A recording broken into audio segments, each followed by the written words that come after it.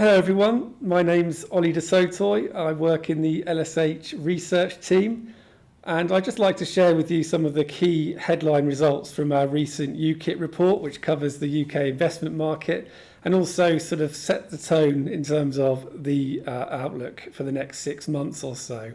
And in contrast to the last video I did for the Q1 report, you can see that rather than being in my loft at home, it's a pleasure to be back in the office, back with some old colleagues for the first time in months, to be able to share this with you.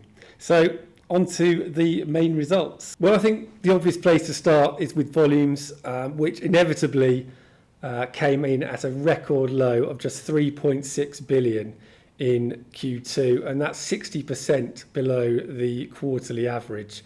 Hardly surprising, investors scurried to the sidelines amid the crisis and frankly were more interested and more focused on the income and securing income, rents and so on their existing assets.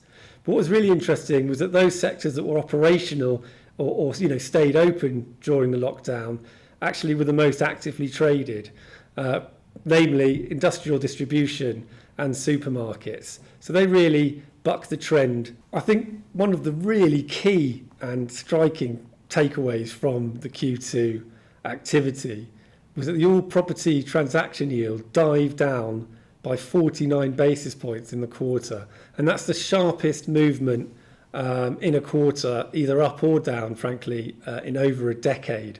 And what that shows is the clear focus on really secure stock, long and strong, prime and so on, alongside an extreme aversion to anything with even a whiff of occupier market risk. And I think for me the third important takeaway was that it really took place across all the main types of buyers.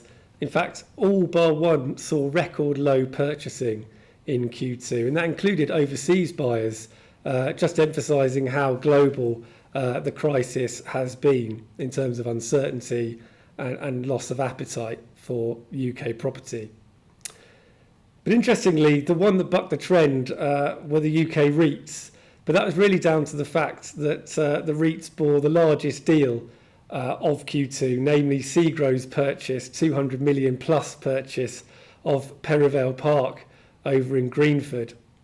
So there are three key findings, and sticking with the power of three, I just want to focus on the three key areas for the outlook that we can see over the next 6 to 9 months or so. Well, I think the key positive really in the outlook is that now as the economy is reopening, so too there's more activity in the investment market, and indeed the first month of Q3 we've already seen 2 billion plus of assets change hands, and there's a stack more under offer with a particular focus on central London.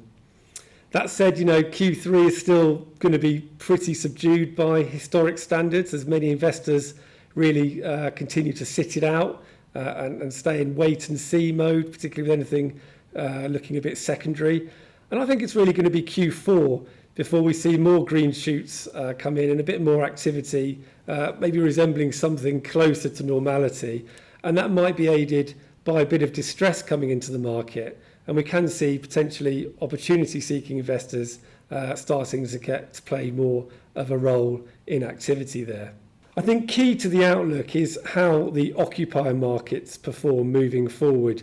Yes, retail is in a fairly dire place at the moment for a number of reasons, not just COVID. But across the other sectors, remember we've got a lot of people, I think it's 8 million people furloughed, so they're shielded in a sense by the government. And unfortunately, as this scheme is unwound, we can see unemployment ticking up quite significantly. And as a result, as a knock-on from that, over time we might start to see rents start to fall. But it's early days, and I think we can expect the office market, particularly in secondary offices, to start to see some falls in rental levels. But I'd like to point out that I think that's really focused on the poorer quality stock, and particularly in those markets where we see grey space or surplus space from occupiers start to leach into these markets.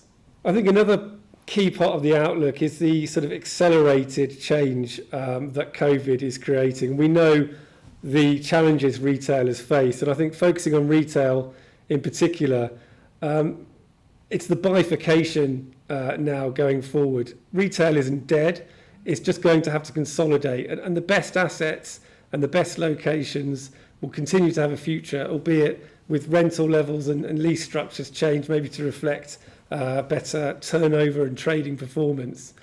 But on the other hand, you have an overhang of stock that will be essentially ripe for change, and that should create a whole host of opportunities for sensible, savvy investors over the years to come, particularly with regard to potential change of use. So they're my three key outlooks, and I hope you enjoyed the video, and I look forward to doing another one soon.